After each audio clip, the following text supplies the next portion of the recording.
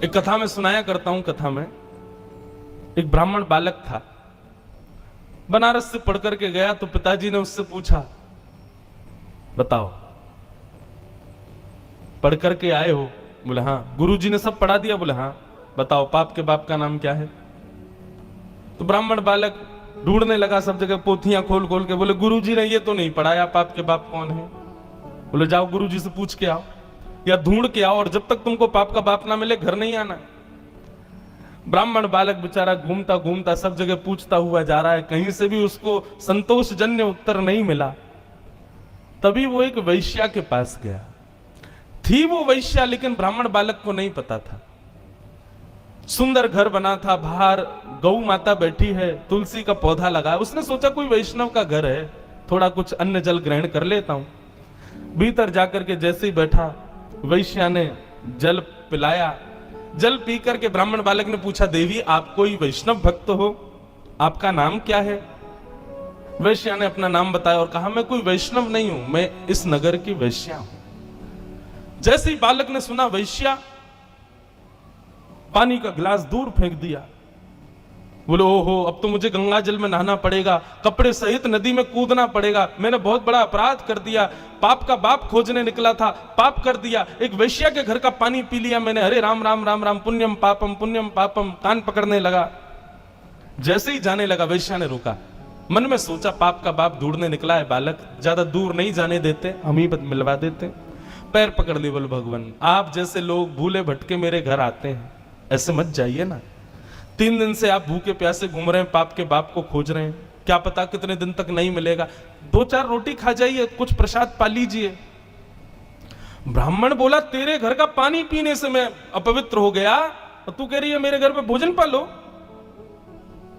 महाराज आपको दक्षिणा में 5 सोने की मोहर दे दूंगी मैं, अगर आप मेरे यहां का प्रसाद पाओगे तो। बालक ने मन में विचार किया है तो वैश्या, अब पाप तो हो ही गया है, जनेऊ तो बदलना ही है, नदी में स्नान तो करना ही है, प्रायश्चित्त तो करना ही है, तो फिर एक संग ही कर लेंगे।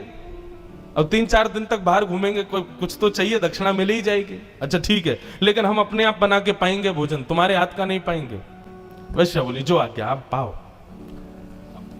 रोटी बनाने के लिए बैठे तो वैश्या बोली, मेरे घर पर आप आए और आप अपने हाथ से रोटी बना रहे हो, मुझसे देखा नहीं जा रहा है, मैं 5 की जगह 7 सोने की मोहर दे दूंगी, रोटी मुझे बनाने दो। हाथ धो करके बालक उठ गया, बोले लो बनाओ। वैश्या ने रोटी आदि बना करके थाली में रख करके सन्मुख पधरा दिया। बालक जैसे ही पाने के लिए बैठा, वैश्या ने हाथ पकड़ लिया, बोले मेरा मन होता है मैं अपने हाथ से आपको खिला दूं। बालक बोला, भाग जाऊंगा, तुम्हारे हाथ का पाऊंगा मैं, तुम्हारे हाथ से खाऊंगा। 15 सोने की मोहर दे दूंगी मैं दक्षिणा में। बालक ने मुंह खोल लिया, लो खिलाओ। वैश्या ने कवल तो नीचे रखा और कहा, महाराज अपने पिताजी को जाकर के कह दीजिएगा, पाप के बाप का नाम है लोभ। बताइए, आप मेरे घर का जल पीना पसंद करते हैं? कभी नहीं। आपको पता चल गया कि मैं वैश्या हूं, उसके बाद मेरे घर का भोजन पाना चाहिए था? नहीं पाना चाहिए था। मेरे हाथ की बनी रोटी खानी चाहिए थी? नहीं खानी चाहिए थी। मेरे हाथ से आपको खाना चाहिए था? नहीं। ये सब आपने क्यों किया? बोले तुम्हारी श्रद्धा। बोले श्रद्धा नहीं, झूठ मत बोलिए, सब दक्षिणा।